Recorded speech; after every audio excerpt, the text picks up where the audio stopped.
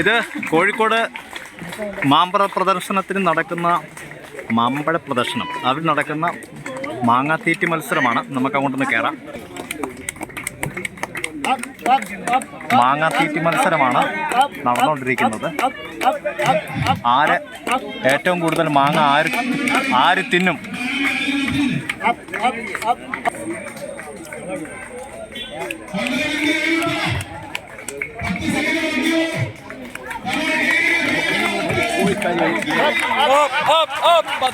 അടിച്ചുകൂടെ നമുക്ക്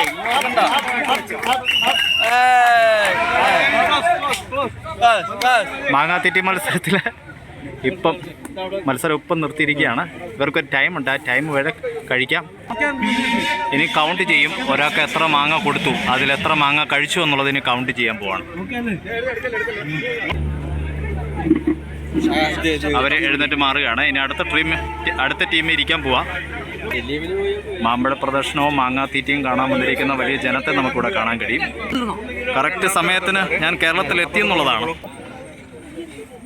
കിലോ അനുസരിച്ചാണ് തൂക്കുന്നത് കേട്ടോ. എത്ര കിലോ ഒരാൾക്ക് കൊടുത്തു, അതിൻ്റെ അകത്തുനിന്ന് എത്ര കിലോ ഇപ്പോൾ ബാക്കിയുണ്ട്, ഇതിനർത്ഥം എത്ര കിലോ അദ്ദേഹം കഴിച്ചു എന്നുള്ളത് സംഘാടകർ ഇതിൻ്റെ കണക്കൊക്കെ എടുത്തുകൊണ്ടിരിക്കുകയാണ്. വെറും ഒരു മത്സരമല്ല, അവർക്കെല്ലാവർക്കും പ്രൈസും കൊടുക്കുന്നുണ്ട്. അപ്പം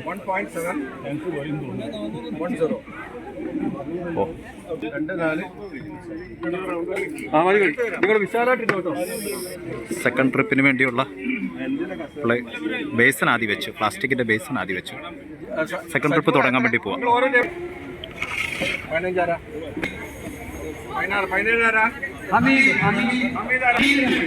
ചെസ് നമ്പർ വിളിച്ചിട്ടാണ് ഓരോരുത്തരെ ഇരുത്തുന്നത് കേട്ടോ.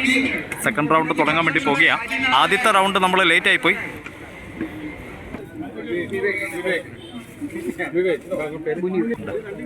അവരവരുടെ മുമ്പിൽ മാങ്ങ എത്തിക്കഴിഞ്ഞു. ഓരോ എത്ര കിലോയാ ഇത്?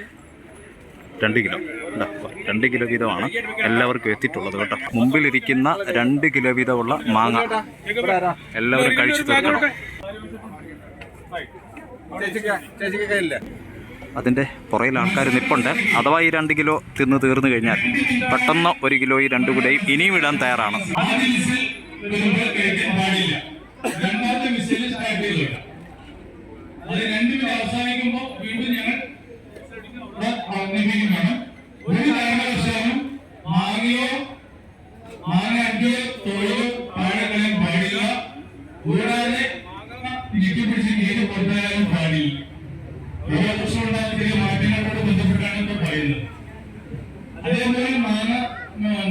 ചില റൂൾസുകളൊക്കെ ഉണ്ട്, അത് പറയുകയാണ്.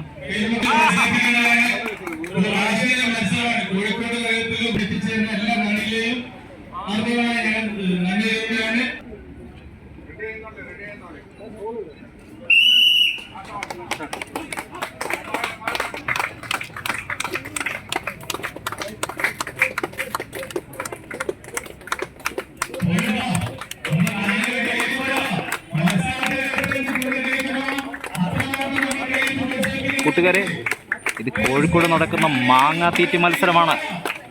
ഇത് കേരള ചരിത്രത്തിൽ തന്നെ ആദ്യമായിട്ടാണ് ഇങ്ങനൊരു മാങ്ങാത്തീറ്റി മത്സരം നടക്കുന്നത്.